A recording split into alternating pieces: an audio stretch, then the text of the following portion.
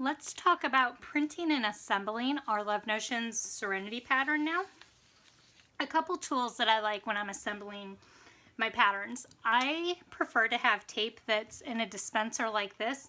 It's a lot easier and quicker to just grab a single piece of tape like that rather than having to pick up the dispenser, pull it off, rip it, and that whole spiel. I know it's only a fraction of a second, but those add up when we're assembling a pattern. Also, this is less likely to get lost under my papers than those little dispensers. I also like to have a rotary cutter. So this is a second rotary cutter that I have that I use only for paper. It's a lot faster for me to cut out my pattern pieces with the rotary cutter than it is with some scissors. I do have scissors though, and I have them labeled as paper scissors to help myself and my family remember which ones are for paper and which ones are for fabric. So those are a couple of tools that I like to have on hand when I'm assembling my patterns. When I assemble, I do select the size pattern that I'm going to be using, and then I turn off that little eye icon on all of the other sizes that I don't need. So that makes it a lot easier when I'm only working with the size that I need versus assembling with all of the patterns, all the pattern sizes on my page. I also turn off the guidelines that I don't need. So there are two sets of guidelines on Love Notions patterns. One is for US letter size paper, and then the other is for A4 paper. I'm using US letter size, so you'll see one solid line on the right side of my page and then a solid line on the bottom of my page. If you're using A4, you're going to have a dashed line on the right and a solid line at the bottom, and then also a solid line at the top. You have that extra line at the top because A4 paper is a little bit taller than our US letter size paper. So we have to take that into account. So when you're assembling the letter size, you're going to lay down your first piece, and then you're going to take your second pattern piece and line that left edge up to the edge of the guideline on the previous page. And you're just going to repeat that process all the way down that whole row. So that's part of one. This is my next one. So I have my guideline right there, and I'm going to take my page and just line it up right there.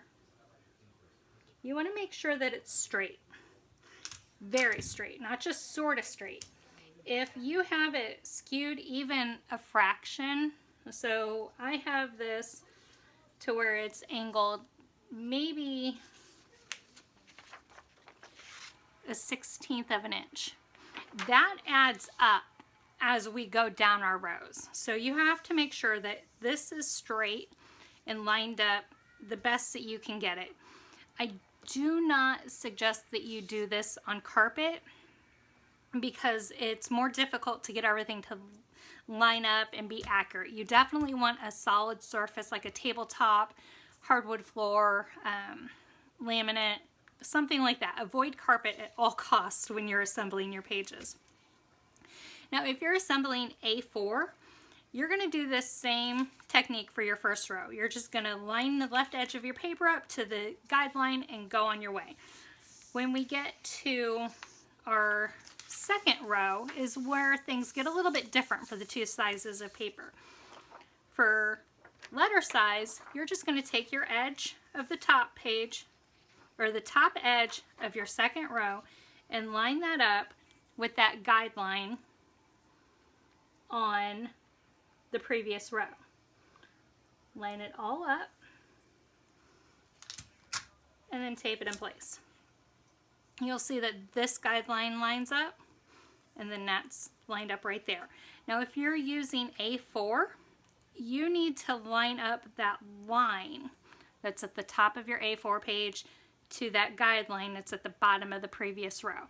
You can trim the little bit right there. It's, goodness, maybe 4 or 5 centimeters worth of paper right there. You can trim that, or you can just overlap them. You can see the guidelines through them. So you can just overlap if you don't want to trim.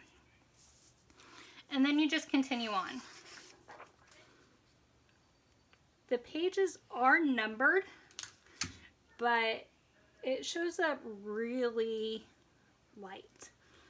It showed up stronger on my old printer, but we got a new one, I don't know, a year or so ago. We invested in a laser color printer, and I'm really happy with it. It's a lot cheaper to maintain than an inkjet printer. So I'm just going on my way and taping as I go.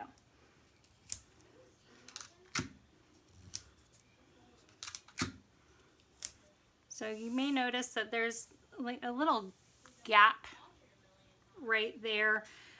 Printers, the vast majority of them do not print completely to the edge of the paper. So you are going to have a little bit of a gap right there, about 1/4 of an inch, a few millimeters that are not going to print right there, and that's fine. So you're just going to continue on.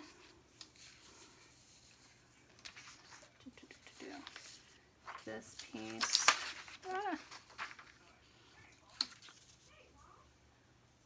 So I got myself all sorted out because I was like kind of skipping around. But you'll just continue and get your whole pattern assembled. So I'm going to leave you for now. So get your pattern assembled, and then we'll talk about making adjustments.